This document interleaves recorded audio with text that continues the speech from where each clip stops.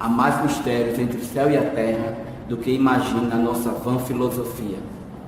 William Shakespeare. Imagina os mistérios que existem dentro dos nossos corpos.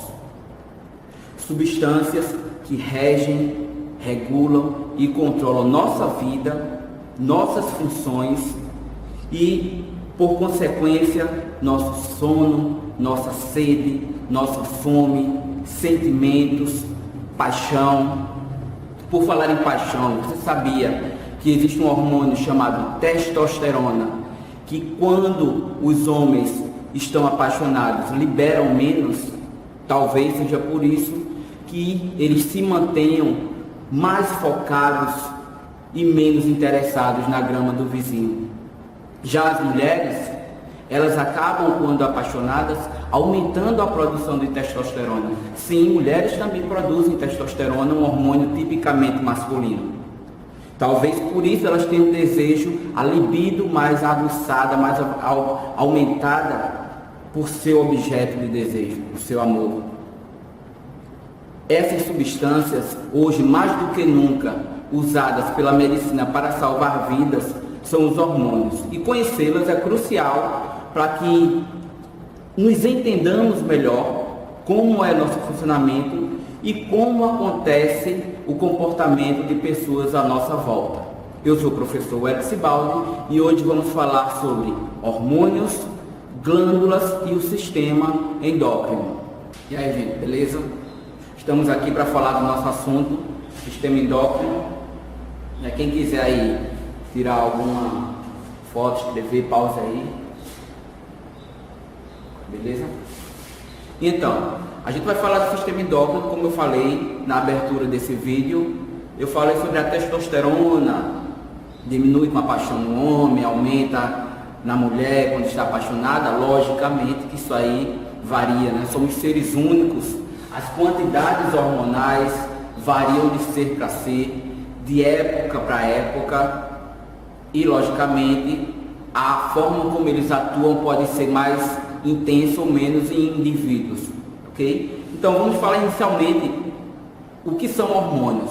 Os hormônios, eles são substâncias químicas que são produzidas por glândulas e são liberadas na corrente sanguínea para atuar sobre células ou sobre um tecido ou sobre um órgão.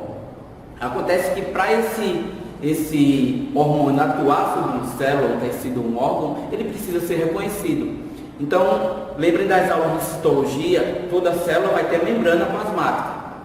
Então, se eu tenho uma membrana plasmática, existem estruturas nessas células, na membrana plasmática, que eu posso chamá-las de receptores. E aí, quando vem um mensageiro químico, o hormônio, foi lançado na corrente sanguínea, ele encontra um receptor. Para cada receptor existe um hormônio, um mensageiro específico. É como se fosse um esquema de chave e fechadura. Então, se vem um receptor, ou melhor, um hormônio nesse formato, o receptor tem que ser desse formato para se encaixar. Se eu tiver um receptor aqui, não há encaixe. Então não vai haver a reação desejada para essa célula que eu chamo de célula-alvo, a célula para onde ele foi direcionada, ou as células, ou os tecidos, ou os órgãos. Entende? Então é uma relação específica, receptor, mensageiro, tem que encaixar especificamente. Alguns desses receptores podem estar dentro da célula e não na membrana, mas a grande parte é na membrana celular. Quem produz esses hormônios? São as glândulas. A gente tem as glândulas exócrinas, né, que a gente vai falar aqui na aula, que são aquelas que liberam a sua secreção para fora do corpo ou mesmo para dentro de um órgão. Então elas têm um ducto, né? Vou colocar aqui uma imagem para vocês verem basicamente os tipos de células. Vocês dêem uma olhada aí, que você encaixa por aqui. Essas glândulas, elas surgem do tecido epitelial lá na fase embrionária e depois elas vão sofrendo modificações. Se ela continuar com o ducto, eu digo que ela é exócrina. Se ela perder esse ducto e a sua secreção for lançada para dentro da corrente sanguínea, aí ela é uma glândula endócrina e vai fazer parte do sistema endócrino. Existem ainda aquelas glândulas que têm a função mista, né? Tem um ducto e também secreta a substância na corrente sanguínea, como é o caso do pâncreas, que a gente vai ver depois. Então, as glândulas do sistema endócrino, elas tem mais aqui, na verdade, né? Eu coloquei algumas porque tudo isso aqui não fiquem agoniados não. Isso é um assunto bem interessante mesmo, importante. Tudo isso aqui são hormônios produzidos por uma única glândula, na verdade duas, né? Vamos colocar assim. Então eu vou ter, depois na outra fase, na parte 2, eu vou colocar as outras glândulas do sistema endócrino. Então, recapitulando, hormônios mensageiros químicos que atuam sobre uma célula ou um órgão-alvo, inibindo ou excitando. Logicamente, o mesmo hormônio ele pode excitar uma célula e inibir outra, dependendo da região para onde ele foi lançado, direcionado. Glândulas são elas que produzem esses hormônios, e aqui a gente vai falar do sistema endócrino. A gente está vendo aqui um esboço, né, de um desenho relativamente simples, da glândula que a gente chama de glândula mestra, ou glândula mãe. Essa glândula fica mais ou menos nessa região aqui, né, no meio aqui dos olhos, lá na base do cérebro, ou melhor, do encéfalo, dessa região aqui. Eu coloquei aqui ela, aqui em azul. Então, isso tudo aqui é o encéfalo, né, junto com outras partes, entre elas o cérebro. E aí, aqui a gente tem protegidinha a glândula mãe, chamada de hipófise, ou pituitária, ou glândula mestra, né, ou glândula mãe. Por que isso? Porque ela controla quase todas as outras glândulas. Vamos lá. A hipófise, ela tem duas regiões, como vocês observam aqui nesse desenho, né? Ela tem uma região anterior e uma região posterior. A região adenohipófise é a região da frente dela, e a região neurohipófise é a região de trás dessa glândula. Se a gente for descer para cá, né, observa aí o desenho com as outras glândulas que a gente vai ver. Você vai ver tireoide, vai ver as suprarrenais, as gônadas, que são os testículos e os ovários, e a função de cada uma delas, paratireoides, glândulas mamárias. Isso aí a gente vê na outra fase. Então aqui, ó, basicamente a hipófise ela vai produzir e secretar na região adeno, ou região anterior, e a região da neurohipófise é só para armazenar os hormônios que foram produzidos por uma outra glândula chamada de hipotálamo. Então, observa aqui nessa imagem, isso aqui é o hipotálamo, essa parte de cima. Então, o hipotálamo possui neurônios secretores que liberam hormônios e são guardados aqui na neurohipófise. Quando preciso, esses hormônios então vão ser liberados na corrente sanguínea. Eu vou ter esses hormônios aqui, ó. Né? Esse, e também vou ter esse outro aqui. São os hormônios secretados pela neurohipófise que foram produzidos no hipotálamo. A adenohipófise fabrica, você vai ver aqui células secretoras que são liberadas os hormônios na corrente sanguínea, e aí esses hormônios estão aqui. Tudo isso aqui é produzido na região da frente e liberado por ela, beleza? Vamos então falar do primeiro, GH. Um hormônio chamado de somatotrópico, ou hormônio de crescimento, como o próprio nome já dá a dica, ele vai influenciar no crescimento dos ossos, dos dentes, no aumento da produção proteica, que vai levar, consequentemente, a um aumento da massa muscular. Esse hormônio é produzido em grande quantidade na infância. Só que, se a criança, né, produz pouco GH, ela não cresce direito. Ela vai ter um problema chamado de nanismo. Nanismo. Se, ao contrário, a criança produz em excesso, aí ela vai crescer demais e vai causar o problema chamado de gigantismo. Algumas pessoas fazem tratamento hormonal para aumentar esse hormônio ou para regular, porque às vezes pode ser algum problema, uma disfunção aqui na hipófise, como um tumor que provoca uma hiperatividade e o camarada passa a produzir muito GH. Então imagina o cara crescer, imagina qual é a altura, o cara mais alto do mundo. cara tinha mais de 2 metros e 72 centímetros, né? Se eu não me engano, ele foi conhecido como gigante de Illinois. Ele morreu relativamente cedo, por volta dos 20 e poucos anos, porque geralmente leva a pessoa à morte, os tumores aqui na região da hipófise, né? Já a criança mais baixa, a gente tem homens aí que variam na taxa de 54 centímetros, né? Pesa 14 quilos, até 58, 57, pesando 17 quilos. Inclusive está no Guinness isso daí, aqui na faixa de 72, 73 centímetros.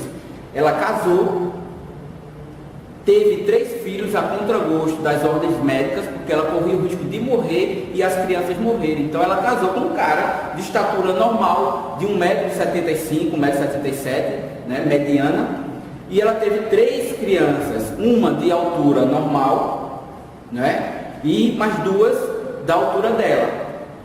E, né, as crianças nasceram com problemas, poderiam não ter nascido. O que é que você acha? Vale a pena?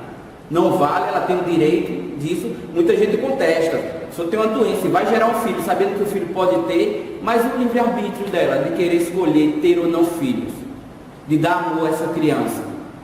Discutido o assunto, né? O que você acha? De repente, coloca aí nos comentários, aproveita, já dá um like, se inscreve aí para fortalecer, beleza? Uma outra questão, né? Ela morreu, essa mulher já morreu, e morreu com 44 anos em 2018. Um outro problema relacionado ao GH é quando o adulto, que deve diminuir a quantidade, raramente a produção é baixa em adultos, o adulto continua crescendo. Então você imagina, o osso está crescendo aqui no meio e as epífises, né? Ou melhor, as diáfises, elas pararam de crescer, o cara continua produzindo, ou ele vai tomar GH, como tem gente que está na academia, né, trabalhando, e vou tomar GH, porque vê a moda que quer fazer. Problema, os ossos não crescem mais longitudinalmente, eles vão crescer no sentido do diâmetro. Então vai dar um problema chamado de, eu vou identificar aqui, né? Acromegalia. A acromegalia vai fazer com que ele fique com as mãos largas, com o queixo muito proeminente, a base do nariz se alarga também, os pés ficam largos. Então é como se ele estivesse ainda crescendo, mas só que para os lados, não em gordura, em osso mesmo. É um problema basicamente de estética também. Tem que fazer tratamento hormonal. Quem cuida dessa parte é o endocrinologista. A endocrinologia é uma área da medicina que é responsável pelo cuidado com os hormônios aí.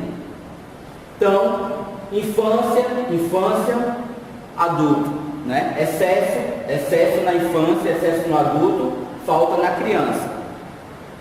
Glândulas mamárias, né? As glândulas mamárias, o homem tem glândulas mamárias, o homem tem seio, só que não desenvolve, às vezes até desenvolve em alguns casos, por conta de alguns problemas, mas muitas vezes regride. E as glândulas mamárias também vão receber um hormônio vindo da adenohipófise chamado de prolactina. Essa prolactina, o hormônio lactogênico, como o próprio nome já está dizendo, vai fazer as glândulas mamárias produzirem leite. Aumenta a produção de leite nas glândulas mamárias, principalmente durante a fase final da gestação, logo ao pós-parto e quando a criança começa a succionar. O exercício de sugar, né, o mamilo da mãe, isso provoca a produção de leite. Um caso bem curioso, você sabia que os homens podem produzir leite? Podem amamentar? Imagina. Os homens hoje em dia, né, gostam de dividir as tarefas. O que você acha se o homem dividisse a tarefa de amamentar o seu filho, a sua filha? Pode parecer bizarro, mas tem gente que já está treinando isso daí. Tem até alguns casos registrados. Tem um caso, se eu não me engano, de um homem no Sri Lanka, lá no sudoeste da Ásia, que a mulher morreu no segundo parto e para não ver a segunda filha dele morrer de fome, ele passou a amamentar. E a sucção constante, né, tem uma cedilhinha aqui, né? A sucção constante, ela provocou a produção de leite. Logicamente que no volume não é suficiente, tem que haver uma lactação extra aí, Mas se o homem fizer tratamento hormonal pesado e fizer isso, pode. Mulher que não está grávida pode produzir leite? Também pode. A própria sucção, só que tem que ser constante, o próprio tratamento hormonal para complementar isso aí, a produção de outros hormônios. Então, o homem sim pode produzir também, né? Isso aí fica a cargo de vocês decidirem se é bizarro, se não é. Vamos lá. Mas não deixa de ser curioso, né? O fato, né? Hormônio tireotrópico, ou TSH. Hormônio produzido aqui, que vai atuar na glândula tireoide. Essa glândula fica aqui, vejam aí a imagem, ela fica na base aí das cartilagens da faringe e da laringe. Parece uma gravatinha essa glândula. Essa glândula vai liberar, entre outros hormônios, a tiroxina. A tiroxina, ela é um hormônio bem importante no metabolismo celular, porque ela vai acelerar o metabolismo. Quanto mais, a gente fala disso depois, quando for falar da tireoide em específico, então vamos esfriar aqui. Quando eu tenho pouca tiroxina no sangue, o metabolismo cai. Aí o que acontece?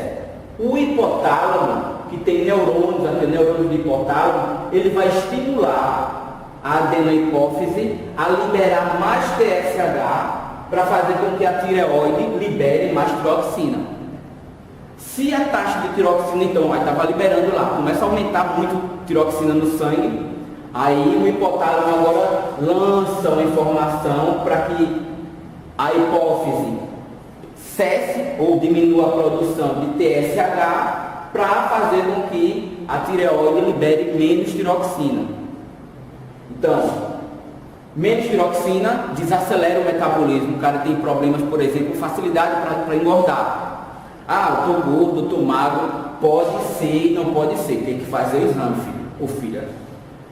Menos tiroxina, metabolismo mais baixo. Mais tiroxina, metabolismo mais alto. Então aqui eu tenho um eixo: hipotálamo, hipófise, tireoide. Uma inibindo a outra. Então veja que o hormônio liberado por uma causa uma reação na outra. E essa manda uma resposta de volta. É o que a gente chama de feedback ou retroalimentação. Quando a gente tem um hormônio agindo sobre uma célula, sobre uma glândula, e essa glândula, quando produz hormônio, acaba afetando outra glândula que estimula a continuação ou não da liberação de tais hormônios. ACTH, ou hormônio adrenocorticotrópico. Os nomes é que são chatos, né? O ACTH, produzido pela hipófise, vai atuar nas suprarrenais. Veja que eu coloquei em vermelho as glândulas. Tudo aqui em vermelho são glândulas. Em azul são os hormônios. As glândulas suprarrenais, que ficam em cima dos rins, também chamadas de adrenais, quando recebem ACTH, elas passam a liberar mais cortisol. Quem já fez tratamento com alguns anti-inflamatórios, né? Os corticoides, né? Os glicocorticoides, são substâncias que têm o poder anti-inflamatório. É bom? Opa, excelente. Só que, como diz o Matuto, tudo em demasia é excesso, né? Vai fazer mal. Tem um lado bom e tem um lado ruim. É por isso que ele é considerado também um hormônio de estresse. Pode fazer você esquecer aquele branco na prova, é ele que causa isso daí às vezes. Mas vamos lá para frente, depois a gente fala. Os dois últimos hormônios, são 6, né? 1, 2, 3, 4, 5, 6. Os dois últimos hormônios são chamados de hormônios gonadotrópicos. A gente, homem, tem gônada, que são glândulas masculinas chamadas de testículos. A mulher tem gônadas, que são glândulas femininas chamadas de ovários. O que é que essas glândulas produzem? Vão produzir hormônios e vão produzir gametas. No caso do FSH, que é o hormônio folículo estimulante, basicamente ele vai estimular a produção do gameta.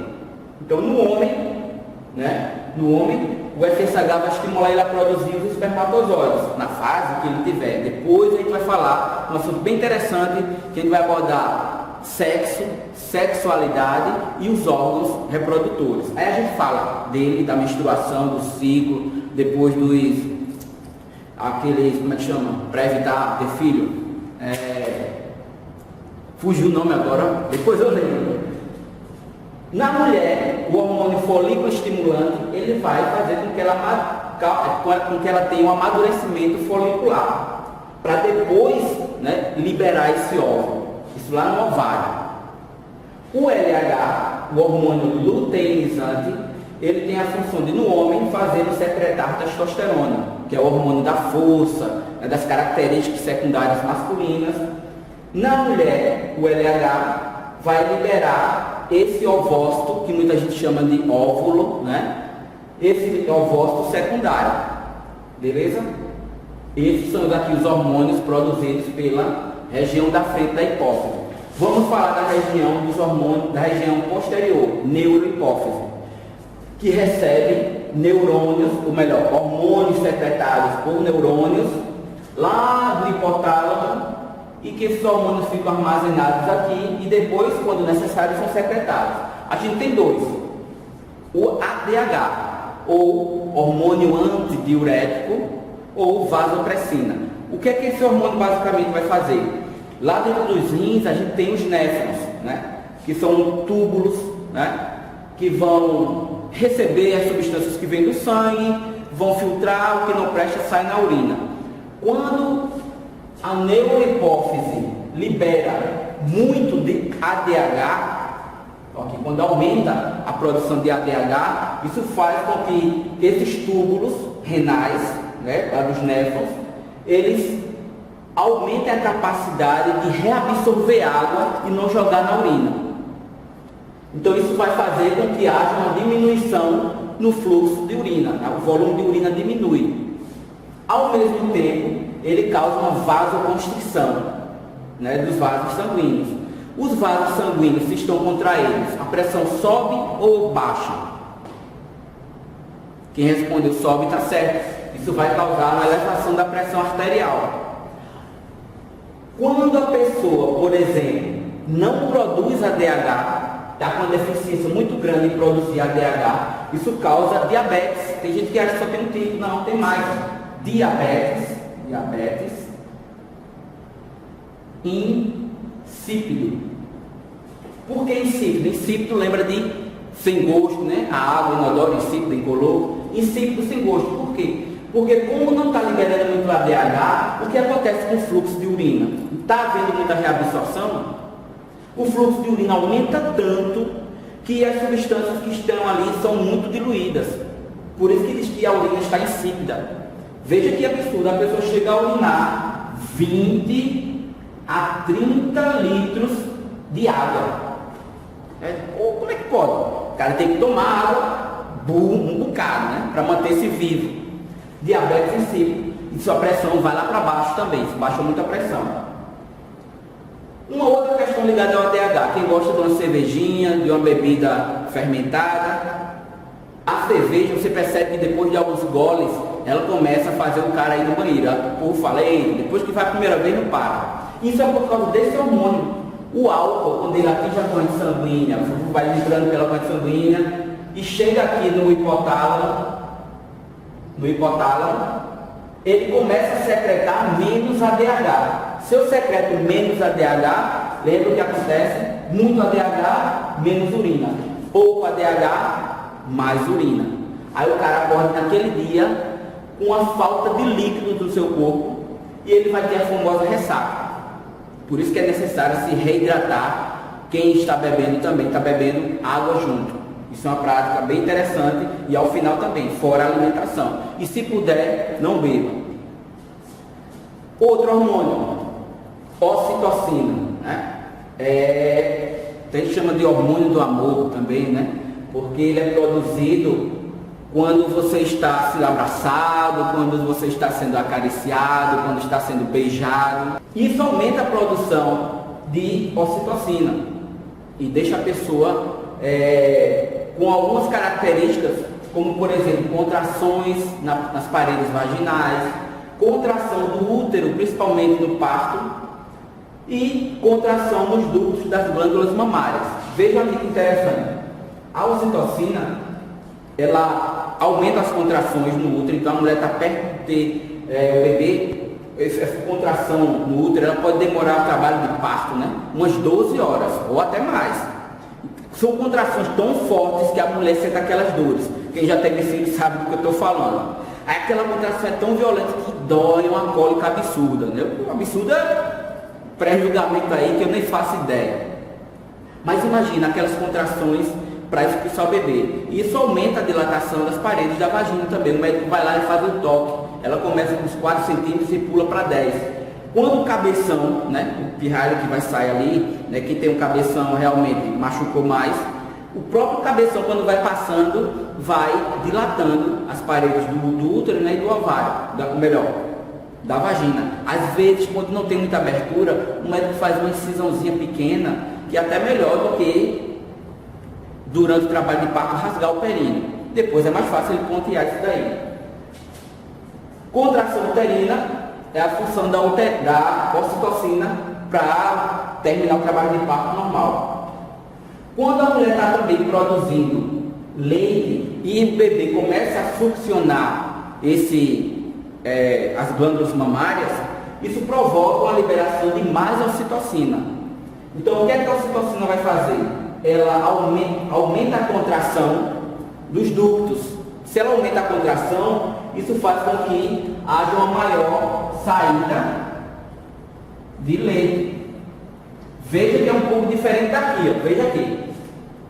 Prolactina estimula a produção de leite. Se o bebê succionar, estimula mais a hipófise a produzir mais prolactina. Mas o que é que vai fazer o leite sair? A ocitocina. Porque vai fazer os ductos contraírem e jogar o leite para fora. Então, sucção vai estimular tanto a produção de ocitocina quanto o aumento da produção de prolactina. Estão vendo que eles têm uma correlação. Bom, essa é a primeira etapa. Depois a gente vai para outra etapa. Daqui a pouco a gente volta. É um passo de mágica. Assim, já estamos aí.